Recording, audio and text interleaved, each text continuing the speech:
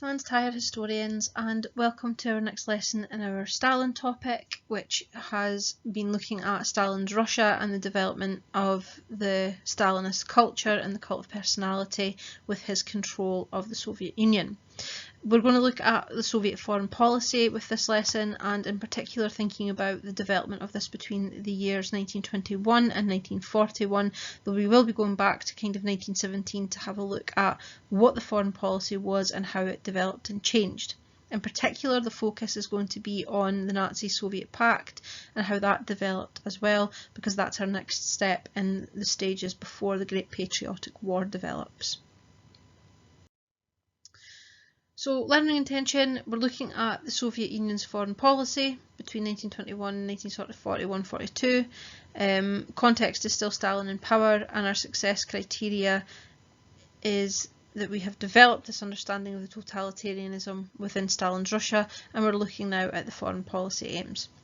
Your reading assignment for this is chapter from the Corman Fine textbook, which is pages 325 to 341, which is where all this information and some of the tasks you're going to do for consolidation in this lesson actually are. So if we jump straight back to 1919 in terms of overview of foreign policy, we know that Bolsheviks under Lenin set up the Comintern, and we've talked about that a few times throughout the lessons at that period and since. It was basically set up to promote this idea of world revolution, but at the same time as trying to do this under Lenin's rule, the Soviet Union also knew that they needed to establish more diplomatic relations with the countries that were in the capitalist world. In particular, Stalin would be quite keen later on to develop relationships with Britain, as was Trotsky and Lenin, again trade routes and things like that against other people as well that they thought were going to become a major problem moving forward. First Lenin, then later Stalin, sought to really prevent the capitalist countries from ganging up against the USSR, so they did think that this diplomatic relations were really important. The Soviet policymakers tried to deal with the threat kind of in the development of the 1920s and 30s of Hitler in Nazi Germany, initially by promoting collective security against fascism, and this links into the United Nations at the time, the Security Council, and the reasons for this were to try and prevent Hitler and the Nazis from taking over.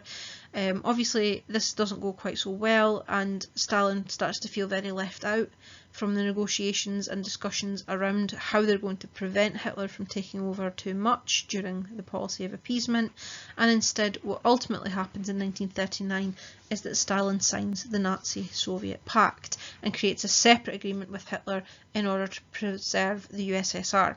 Now we know obviously with hindsight this doesn't go down particularly well, and later on that will become kind of the undoing of their relationship, but at that point in time it was about preserving the Soviet Union and its relationships with other capitalist countries, especially the ones that Stalin thought were going to be a threat, like Hitler and the Nazis.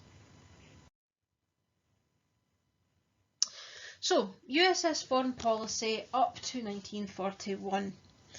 Couple of things. During World War I, they were obviously part of the Triple Entente beside Britain and France fighting against Germany. The revolutions in 1917 saw them become communist, and the Allies fell out with the USSR when they pulled out of the war via the Treaty of Brest-Litovsk, or the TOBL as we have been referring to it as.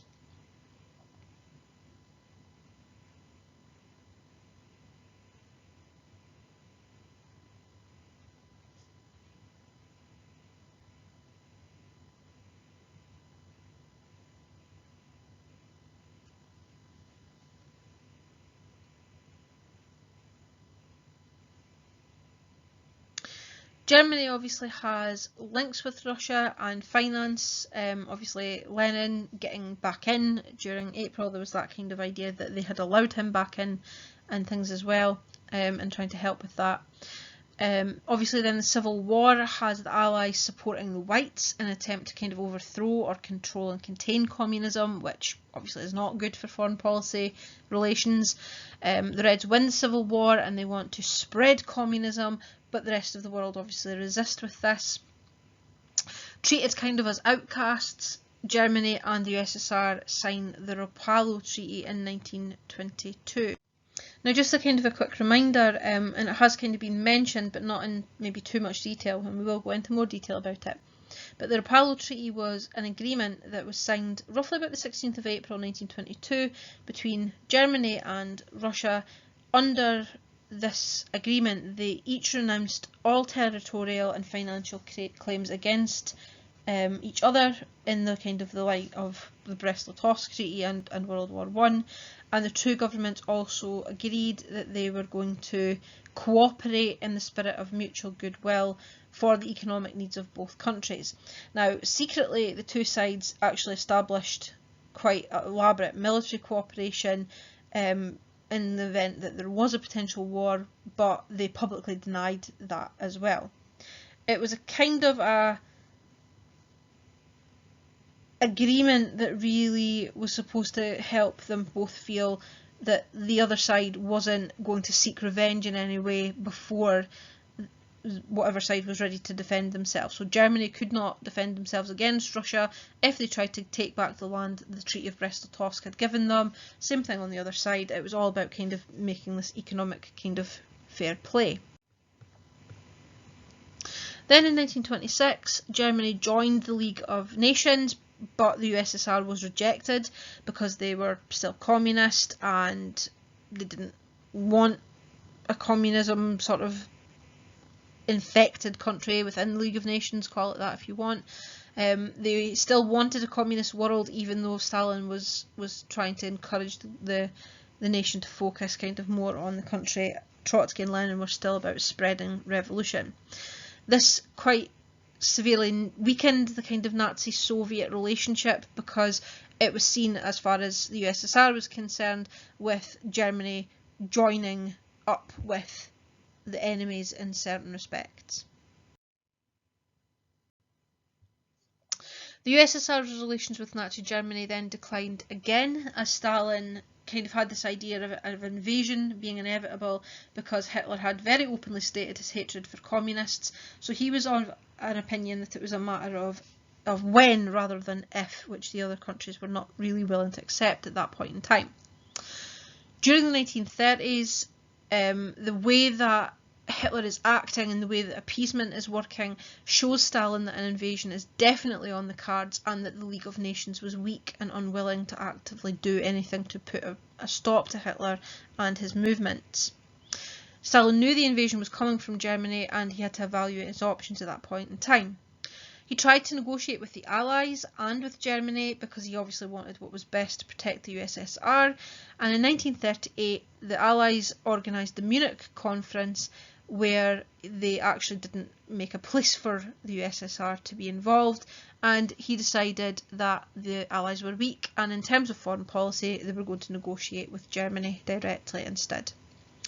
This led to August 1939, where the Nazi-Soviet Pact was signed, and Stalin knew that it would not prevent a Nazi invasion, regardless of what it said, but it would delay it, and it would give him time to build up his army and develop tactics. Now, he didn't manage to do that quite as effectively as he maybe wanted to, but it did kind of delay what he saw as an inevitability long enough to try and do something about it.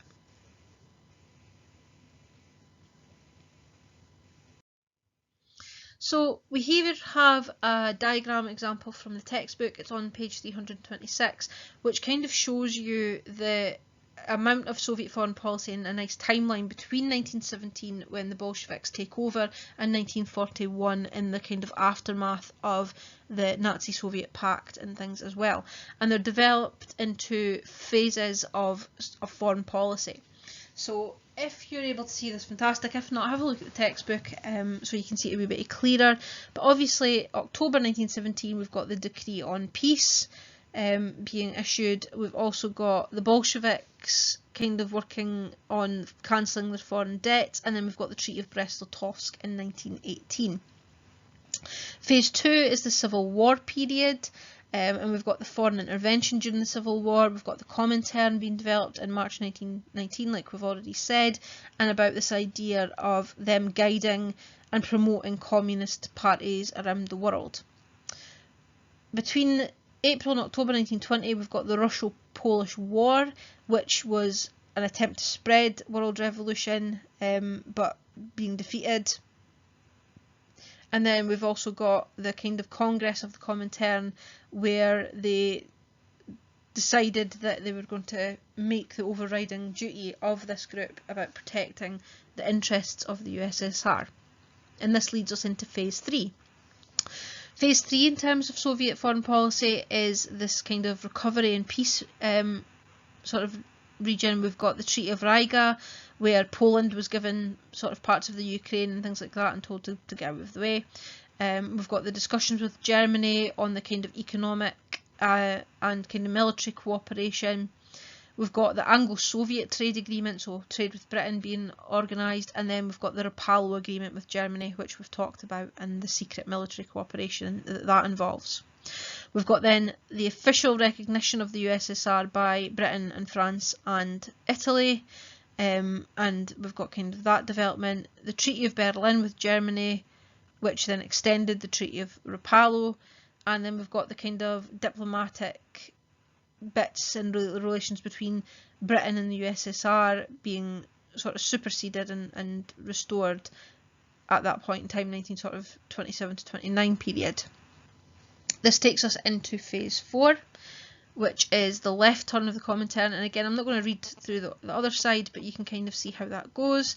And then into Phase 5, which is the collective security against fascism in the lead up to the Great Patriotic War. Phase 6 is the Nazi-Soviet Pact period, and then we've got Phase 7, which is the aftermath of the Pact and the Great Patriotic War, in a wee bit more detail there. So these are the kind of foreign policy bits that we're talking about. It's a really lovely timeline, a really nice one. I would really recommend that you maybe have a look at it, take a photo of it or make a copy of it in some way so that this makes really clear sense in your head what we're actually referring to during this point. If you're asked a question on Soviet foreign policy, it will give you dates and times, so you kind of have to have an understanding roughly about where each phase is or what kind of was happening within each one. It will be quite broad, so it might be from 1917 to 1941 where you can talk about everything. It might be talking about say in Phase 1 and 2, so 1917 to 1920. It could be talking about the 1920s, so that will include Phase 2 pretty much all the way up to Phase 4. It could be the 30s, which is Phase 4 to Phase 6, and a little bit into sort of Phase 7 as well. So you need to kind of have an understanding of what's going on there. So when we talk about foreign policy, we're thinking about what we actually mean by that. We mean the way that they react to one another and to other countries, and the way that they have economic trade agreements, whatever it might be. If we think about the attitude to the Soviet Union towards foreign powers in the years following the revolution, you can kind of see that they were not particularly kind to one another. The capitalist side is very much against everything that the communist side stand for, and the same on the other way around. They're trying to kind of reach some sort of like middle ground in a situation that is not particularly easy to do that in. So foreign policy are any strategies that are followed by a state to ensure its security, pursue its national interests, and develop relationships with other states.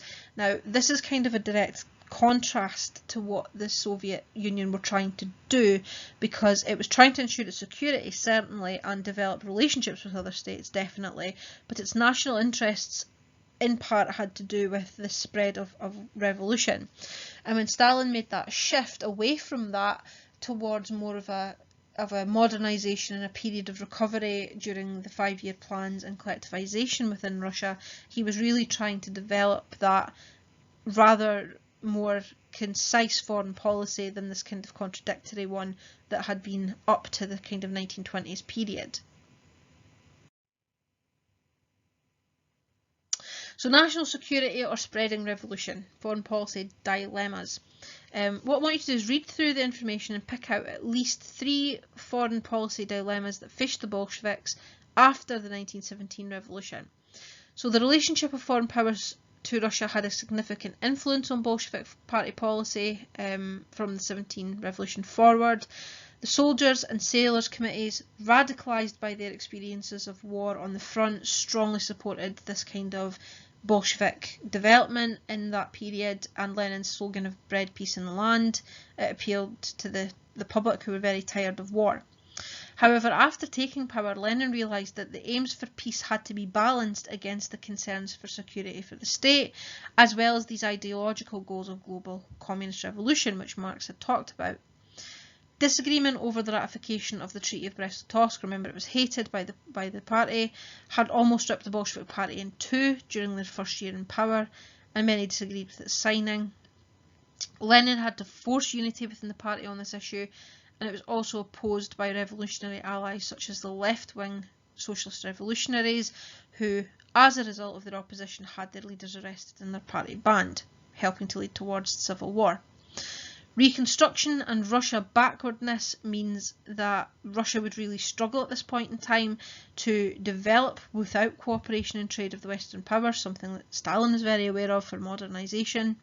So in March 1919, they set delegates to meet to establish the first Congress of the Third Communist International, also known as the Comintern, which had one purpose, which was to look at how they could organise worldwide communist revolution, but also still keep these other things such as peace and security of the state at the same time. And it was a very difficult situation. So think about what we've said there. Pick at least 3 foreign policy dilemmas that faced the Bolsheviks after the 1917 revolution. How they actually determined their Soviet foreign policy during the interwar years was over a couple of different things. So the fear of invasion and security is one. Russia's frontiers in the northwest and the west are really very long, and they lack the kind of natural boundaries that you would imagine existed in some countries. As the only communist state, it was not unnatural to fear invasion from the capitalist powers, because they were very much against having a communist neighbour, so that was one kind of thing that determined who they were kind of friendly with. The economic backwardness, major problem for them. The Soviet leaders were very aware of their perceived and actual technological inferiority to the other powers, and they knew they needed Western help to rebuild Soviet industry and to modernise it. So that was one of the major goals about how they were going to make their friends at this point in time as well. The attitudes of other countries, again, foreign intervention in the Civil War had left a kind of a bitter taste and a legacy of suspicion, and the rise of fascism in Europe, in Italy, then Germany, and then in Spain could not be ignored because it was a danger. So that kind of limited who they would maybe interact with and who would be willing to interact with them for various reasons as well. The internal situation within Russia obviously is something that needs to be considered as well. The state of the country at the end of the Civil War, the power struggle to succeed Lenin, the 5-year plans, collectivisation, all of that has an influence on its foreign policy aims, because depending on which part you're in, depends on what you actually need as a country. And during collectivisation and the 5-year plans, certainly, it's about these trade agreements. In terms of ideology, Orthodox Marxism really stressed the need for revolution in other countries if socialism was to survive, and the USSR's desire to spread the revolution at home and abroad threatened the West, so that would obviously determine who they could interact with. And then finally, the politicians themselves. Lenin, Trotsky and Stalin all pursued their own agendas in relation to foreign policy, in addition to the influences of their Commissar for Foreign Affairs, so whoever it was that was in charge of this. So that would actually dictate who they were willing to be friends with at this point in time too. It's a nice wee diagram. It's maybe worthwhile to take a photo of it or make a copy of it, so you can kind of keep these things in mind as we're talking about what they actually did during each of these phases. These are the 6 things that they're always going to be influenced by. So, over the next couple of slides, there are 10 sources. What I want you to do is read the sources, and you're going to build this table. You're looking for the source, so just 1 to 10 as a number, the date that it was made, and you're thinking about, does it provide evidence to spread revolution? Does it provide sort of attempts to establish the working relationships with other countries? Is it in the defence of the Soviet Union? And you want to put a brief summary in the appropriate column box and include sort of any keywords or phrases that are there. So for example, If it was the desire to spread revolution, you would put in that box just a really brief summary. I'm talking about one sentence or two at the most about what that source is kind of saying to give you this completed table. And this is telling you about the Soviet policy changes between 1920 up to 1939 and the signing of this Nazi-Soviet pact. So here's our sources. You can pause the video to do the first 5 and you can see them there. And then the next slide has the next 8 sources for you to use. And here we have sources 9 and 10. So pause the video, go back and fill out your table, or if you want to continue the lesson and then come back to this task, make a note of it and you can use it as consolidation once you've finished the rest of the lesson. So now that we've thought about what kind of the Soviet foreign policies were and kind of what drove them and why they were kind of happening, we're now thinking about how successful ultimately they actually were.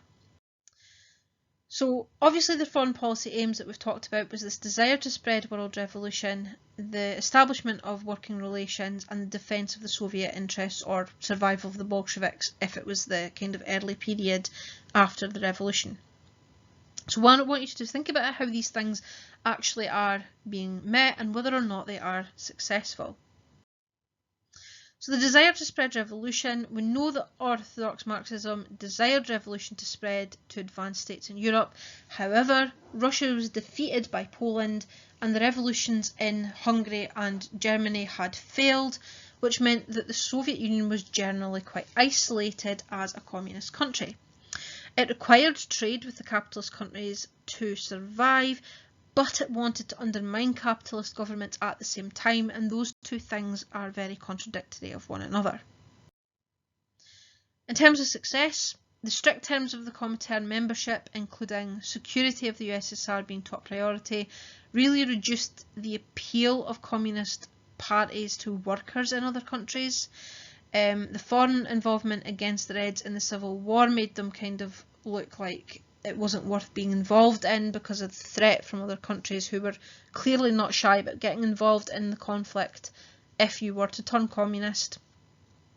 The fact that when they had tried to actually take communism on a crusade sort of war to spread it and they had been thoroughly trounced made it look unlikely that they'd be able to spread the revolution that way by force. And the fact that the revolts had collapsed in Berlin, Bavaria and in Hungary really showed that revolution, the way that it had happened in Russia, seemed to kind of be a bit of an odd duck. It was sitting there by itself out in the wild with no one really wanting to be too near it, so not likely to actually be a massive success. In terms of the establishment of working relations, there was a failure to spread revolution, so it obviously leaves Lenin with no choice to have no other communist revolution friends to play with, so he had to aim for working relations with other nations, but still with the ultimate aim of, according to Lenin, a European, indeed a world communist state. So he's going to do this because he has to, but he's not going to do it for long. It's going to be until he gets the communist people to play with. We've got the role of the Commissars for Foreign Affairs, the role of some sort of Ministry of External Relations, the relations and agreements with Britain and the relations and agreements with Germany. And each of these has got a kind of page number beside it. These things all kind of help with the establishment of working relations. If you have a wee look and a bit of a read from the textbook on these pages, and you can make some bullet points under each of the roles and the relations and agreements that you can see as you go. In terms of successes for this, Chicherin actually did help bring about the 1922 Rapallo Treaty we've talked about with Germany. Diplomacy, trade and investment links and military cooperation and ending their mutual kind of isolation from the other people around about them meant that that was actually a massive success. 1926, the Treaty of Berlin reaffirmed these agreements in Rapallo, and they also pledged neutrality in the case of future attack, which was a big thing for safety. And then you obviously have the Anglo-Soviet Trade Agreement in 1921. which symbolised the positive relationship through suspicion, though despite that, suspicions actually remained throughout the 1920s and 30s because of a result of conservative dominated governments. So it meant that though they were positively kind of agreed with one another between Russia and Britain, the reality was that there was still a lot of suspicion and dislike for this communist neighbour. So other successes: 1924, there was formal recognition by the Labour government in Britain under Ramsay MacDonald and an extension of the 1921 trade treaty. So all of these things are really successful. However, the stated intentions of the Comintern included preparation for civil war that weakened the USSR's chances of establishing working relationships with other countries, and the impact of Zinoviev's letter in 1924 led to a suspension of relationships between the USSR and the UK throughout 1925. Now, the Zinoviev letter has been quite an interesting discussion for historians, and it's worthwhile having a wee look at it in more detail.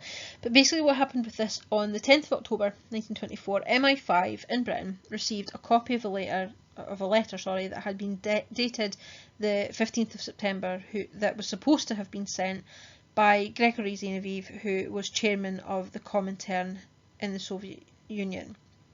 He'd sent this to Arthur McManus, who was a British representative on the committee, and in the letter, British communists were asked to take all possible action to ensure the ratification of the Anglo-Soviet treaties.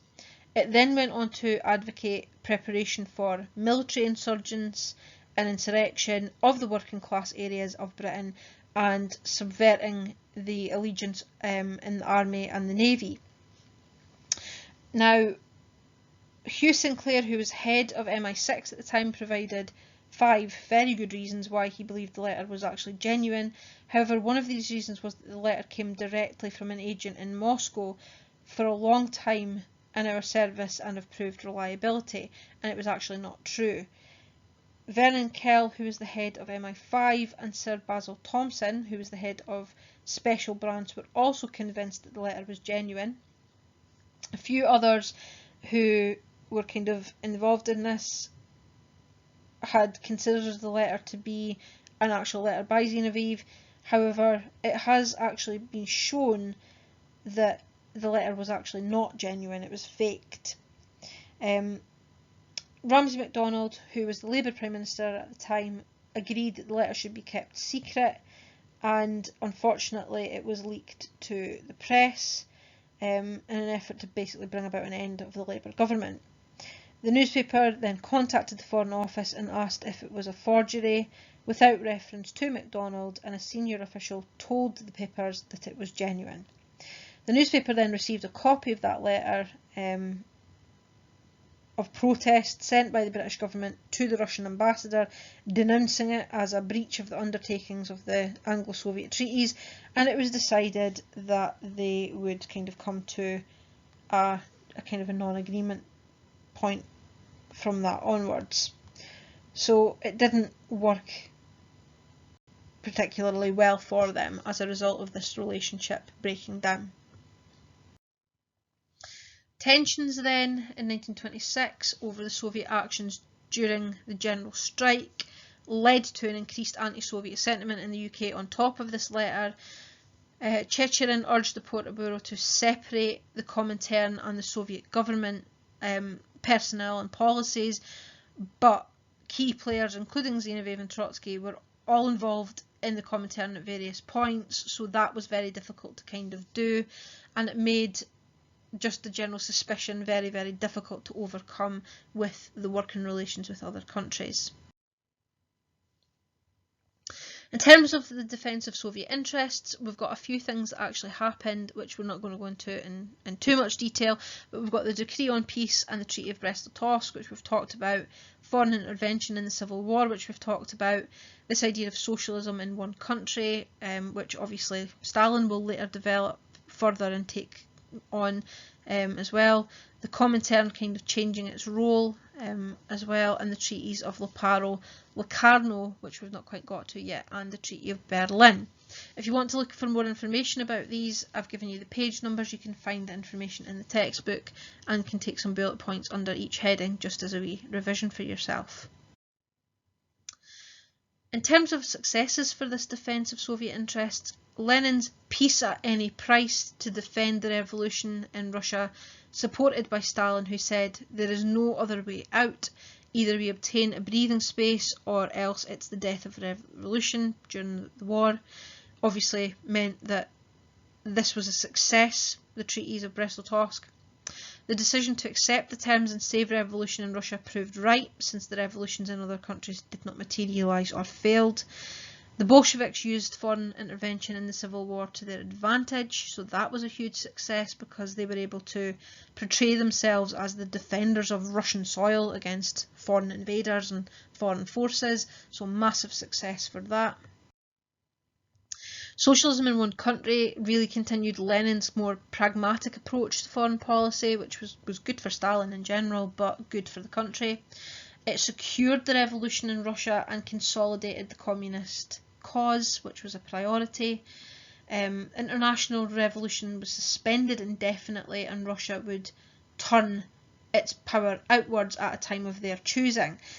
Stalin said, one Soviet tractor is worth 10 good foreign communists. So basically what he's arguing here is, in defence of Soviet interests, we have to be willing to make the sacrifice of getting communism and having 10 communist friends, but having all of this good sort of thing that we need in terms of our development, our modernisation, and our way forward to develop us into a country who can tackle the West, which was his big thing at this point in time. Other successes, Rapallo meant the USSR really avoided the combined forces of facing France, Britain and Germany. It allowed the German army to train Russians in tank warfare and military aviation, which was huge as a step forward for them in terms of military preparedness. Loans that were given under Rapallo allowed for investment in industry and arms manufacture, which was desperately needed in Russia. The Treaty of Berlin reaffirmed Rapallo, and it pledged neutrality towards one another in the event of being attacked by another power. So if Britain or France attacked Germany or Russia, then they wouldn't bring in one of the other to actually fight against them. That was a good thing, and it gave them that kind of little bit of breathing space. However, and here's where a good analysis plus would come out of this, the Western Allies ignored the decree on peace. The 1925 Treaty of Locarno suggested stronger relationships between France, Britain and Germany, and the exclusion of the USSR, which meant they were more isolated once again. As Stalin made his great left turn in the 1920s that we've talked about, so did the Comintern's policy. Foreign communist parties were not to cooperate with social democrats or bourgeoisie parties, which was significant in Germany as it meant that the KPD were instructed to attack the SPD and divided the left, which really did help Hitler rise to power because those two sides could not combine. They wouldn't have anyway after the whole Spartacist revolution point, but that actually meant that Hitler didn't have anyone against him when it came to getting his majority. Overall, by 1929, the working relations established and the Soviet interests defended were successes. The USSR was regarded as a world power again, which is a huge step forward for them. There was no united foreign capitalist front against the USSR, again a big deal for them. Foreign governments had begun to trade and engage in diplomatic relationships with them, and there was valuable economic, political and military gains being made through strengthened relations with Germany at this point in time. However, and again a good analysis plus, they had failed to spread revolution. The continued existence of the Comintern and its stated aims undermined the relations they were making with other countries. The Soviet government was not seen as separate from the Comintern due to dual memberships of people like Trotsky and Bukharin and things. The relationships between the Western Allies were strengthened after Locarno and against Russia, and the policy of non-cooperation with the socialists aided the rise of fascism within Germany, which would later become a greater threat to Soviet security. So how ultimately did Stalin change foreign policy after 1924? After 1924, we're thinking about the similarities and differences between Lenin, Stalin and Trotsky. There was a change in focus for the Comintern from spreading revolution to defending revolution, and the Comintern leadership reflected the more domestic situation, so allies of the Soviet leadership at this point. So the Comintern followed domestic Soviet policy, i.e. Stalin's Great Left Turn, into this more rapid industrialisation. The move against the right reflected in the Comintern's policy. Foreign communist parties could no longer work with the left of centre parties, the Social Democrats and things like that. In Germany, the KPD was to attack the SPD, which we said allowed Nazism to flourish, as the left were disunited at that point in Germany. So Stalin's policy, in summary, between 1924 and 1933 was all about socialism in one country. Foreign parties were subservient to the USSR, often with disastrous consequences. Foreign policy reflected domestic policy at this point in time. By 1933, the USSR was a recognised European power again, and there was no united front against her. Okay, quick sort of check-in task from the textbook using section D, which starts on page 332. Use the information to complete the focus group questions on that page, and in particular think about these two questions. How did Stalin and Trotsky differ on foreign policy, just compared to what they were both going to do, since they were the last contenders really, and how did internal concerns really shape Stalin's attitude towards the Comintern, since it had such a big role to play in foreign policy at this point in time. So pause the video and complete these tasks, or make a note of them and then continue the video and come back to them when you're done.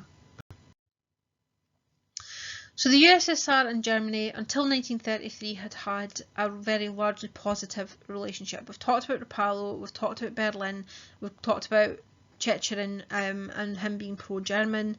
But Hitler was very anti-communist, and he attacked the KPD within Germany. He refused to sign a mutual guarantee of Soviet borders, and Stalin really recognised that Hitler's aggressive nationalism and knew that this policy would really have to change in terms of how they approached Germany as their kind of only real ally and friend, because Germany was very much going to attack Soviet Russia at some point. And this kind of goes along with what some historians have referred to as Stalin's paranoia, but others have seen as his ability to see where threats were coming from and to react to them. So in an effort to kind of deal with this, collective security is what Russia turned to. Now, collective security states work together to maintain peace and avoid war, and this had been put into place after the First World War with the League of Nations.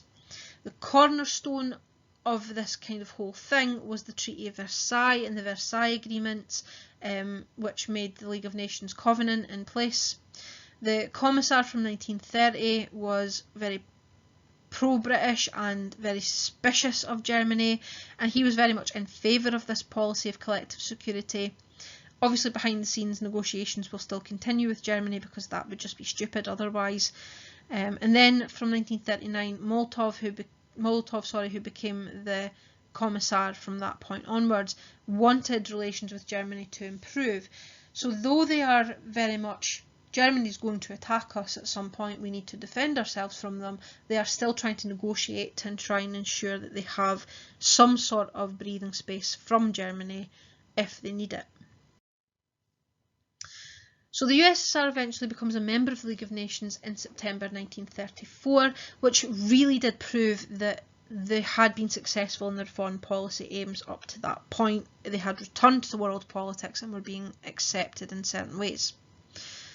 Litvinov denounced the Western policy of appeasement towards Germany, which is where they were giving in, or seemed to be giving in as they went, to prevent war, and urged them to take action to stop the German expansionism. In May 1935, mutual assistance pacts were signed between France and Czechoslovakia to protect them against the growing German threat, the spread of Nazism. In August 1935, the Comintern policy of attacking Social Democrats and Labour parties as social fascists were overturned to try and prevent the kind of arguments happening within Germany and trying to help with that. And working with these parties was seen as a defence against the fascist expansion. They're going to ally themselves with anybody on the left side to try and go against this growing fascism. In terms of anti-fascist policy, the governments that really pursued anti-German, pro-Soviet lines were to then be supported, according to the USSR. Governments where Social Democrats and Labour parties worked together were known as Popular Fronts. Two Popular Front governments emerged in France and Spain, and in Spain it led to the Spanish Civil War. Meanwhile, in Germany, despite anti-German and anti-fascist ideology dominating the USSR's foreign policy for most of the 1930s, in 1939 the two countries did sign the Non-Aggression Pact, or the Nazi-Soviet Pact. And this move baffled a lot of countries because Russia had been very much against it, so the question becomes, why did they ultimately do it? We'll come back to the discussion on the Nazi-Soviet Pact in a minute, but just kind of as a wee summary of this collective security against fascism. Obviously, 1933 is when Hitler comes to power in Germany, so it changes the international relations in Europe quite profoundly. Hitler's anti-communist intentions are well known, we've said that already. One option is to work with other states to stop this fascist expansion, which is our collective security. However, relations with Germany were never actually broken off, and this continued. Molotov in particular wanted the improved relations, and the USSR becomes a member of the League of Nations, which is very much against Lenin's policies. Stalin does this, and it's not something Lenin would have done. He referred to it as a robber's den, so it's kind of showing that in this regard, to try and protect against fascism, Stalin was actually willing to risk being the non-disciple of Lenin in this particular point. Obviously, the League of Nations was supposed to help. We talked about this idea of the pact, assistance pact with France. The Soviet Union was obliged to help Czechoslovakia if France also came in as well. And although these pacts were actually good for the USSR's reputation as a supporter of collective security, neither was actually backed by military talks, so it was really just a pat on the back for Czechoslovakia. Yeah, we have your back if you need it, but really they didn't, and they had no intention of doing that. Obviously, Litvinov, who is the commissar at this point in time, had no illusions. He had no serious hopes that there should be put into the pacts and things like that, and that there was no real military aid in the event of war. The real security would have to come from the Red Army, which meant that Russia could not rely on these other nations to try and protect them if Germany did attack. They needed to do something to sort of push Germany off a little bit while they built the Red Army, but at the same time being seen as measuring themselves up against the rest of the world who were against Nazism and fascism in collective security just in case. So it was kind of like a three-pronged attack. We will look like we're involved in collective security and agree to it and do those things. We will also be in talks with Germany to try and make sure we keep them at bay, but at the same time we will start building our army because we know they're coming for us sooner rather than later. For France, they saw the pact as a political measure to try and scare Hitler. It was not an agreement that needed military action, so this told Russia that their three-pronged approach was actually the best way forward. August 1935, the Comintern's line of attacking the Western Social Democrats and Labour parties as social fascists, we said, were completely overturned. The Communists sought the help of these parties to create these popular fronts, which supported the governments and pursued a kind of anti-German, pro-Soviet foreign line. Obviously, we've got France and Spain, but they're not successful because it provides an excuse for the right-wing rebellion, which begins the Spanish Civil War in Spain. The Spanish Civil War is really about Spanish issues, but foreigners all saw it as a battleground between the left and the right. and this made it really difficult for Spain to ignore, or for Stalin to ignore, especially as fascist Germany were involved with Italy in helping the nationalists. So in the end, the Soviets actually decided that despite Britain and France refusing to intervene and it not being part of the collective security idea, they had to intervene and give limited aid to the other side. However, that was kind of still more neutral than what France and Britain did off the books. Their failure to help the Republic alongside the USSR offered no encouragement for those who saw collective security against fascism as the way forward, which did teach the USSR that actually maybe that approach is not going to be the thing that protects them when the chips are down. So if that first pronged approach is not going to work, it means that they need to try and do something with the second prong, which is keeping Germany kind of in discussions so that they could then build up their army for the inevitable attack. So on August 23rd, 1939, the German and Soviet foreign ministers shocked the world when they announced a diplomatic revolution, a pact between Soviet Russia and Nazi Germany. We're going to think about whether or not Stalin was naive in making such a deal when we talk about the Great Patriotic War, but for now we're going to consider, should this actually have come as a surprise? Stalin knew from secret intelligence that Hitler was preparing for war and aggression and territorial expansion against Czechoslovakia and then Poland. Chamberlain had led a European response to Hitler with the policy of appeasement, but he also held a very strong anti-communist stance, and this approach led to the Munich Conference. However, in spite of signing a mutual defence pact with France, the USSR was actually not invited to Munich. So this sent a really clear message to Stalin that any anti-Hitler alliance did not need the assistance of the USSR, but then also would not have included the assistance of the USSR should they be attacked first. So think about the kind of reasons for this and think about what evidence do these sources provide that I'm going to put up of the likelihood of a deal between Hitler and Stalin. Was it a mistake to not invite Stalin and the USSR to Munich? And does the Nazi-Soviet pact support or undermine the argument for the Stalin doctrine? So these are our kind of information here. So we've got a cartoon by Law from 1938, which is kind of imagining Stalin's reaction to the Munich conference. It's titled "What No Chair for Me." So we've got them coming around to discuss the world, Hitler being there, but nothing for Stalin. He's kind of just left out. Poor Stalin. And then we've got a letter from Joseph Davies to President Roosevelt after this has kind of happened as well, and he's talking about what's happening with the kind of Chamberlain's peace. So read the sources and think, what evidence do they provide of the likelihood that that was going to lead to a deal between Hitler and Stalin? Is it a mistake that they don't involve Stalin in Munich? I mean, why not? Why wouldn't they? And is this pact supposed to support or undermine the argument for the Stalin doctrine? So ultimately, what I want you to think about is these sources here talking about the main causes of the Nazi-Soviet pact. What do they suggest they are?